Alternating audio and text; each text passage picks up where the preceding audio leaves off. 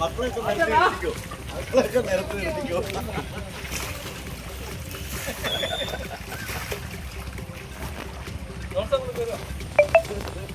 ശോചനീയമായ അവസ്ഥയൊന്നും മനസ്സിലാക്കാൻ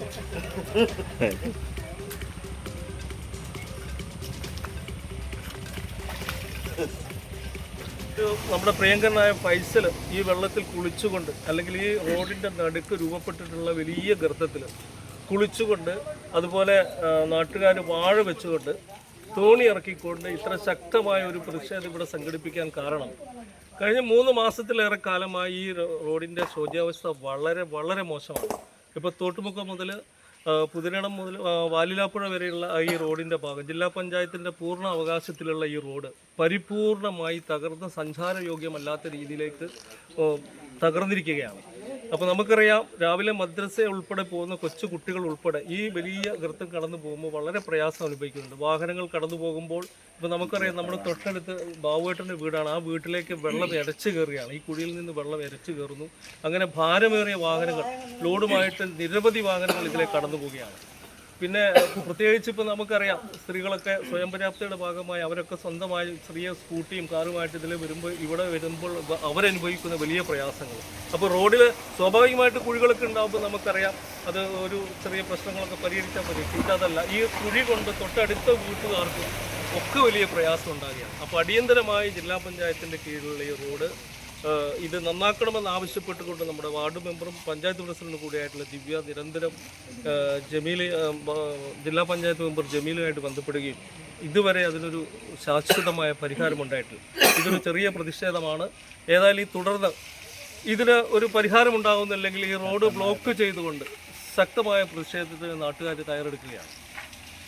പ്രിയമുള്ളവരെ, ഒരു ജനകീയ പ്രതിഷേധമാണ് ഇവിടെ നമ്മൾ കണ്ടുകൊണ്ടിരിക്കുന്നത്.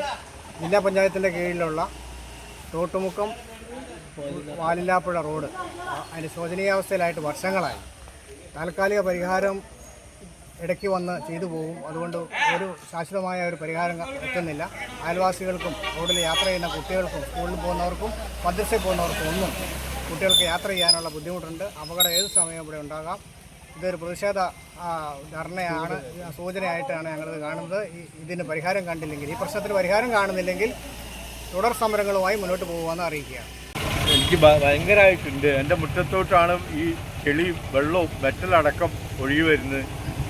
എനിക്കവിടെ താമസിക്കാൻ പറ്റാത്തൊരവസ്ഥയായിട്ടുണ്ട്. ഇപ്പോൾ മുറ്റത്ത് കാലുകുത്താൻ പറ്റില്ല ചെളിയായിട്ട്.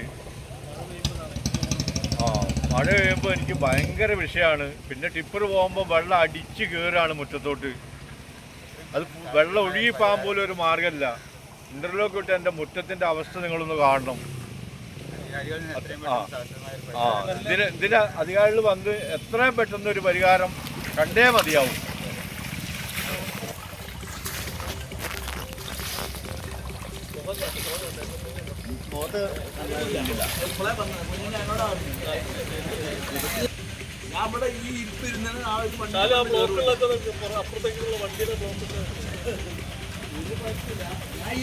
ഇന്നിവിടെ ഇങ്ങനെ നാളെ ഒരു വണ്ടി വന്ന് പോകില്ല. 8 മണി മുതൽ വണ്ടി വന്ന് പോകില്ല. Subscribe to One India and never miss an update.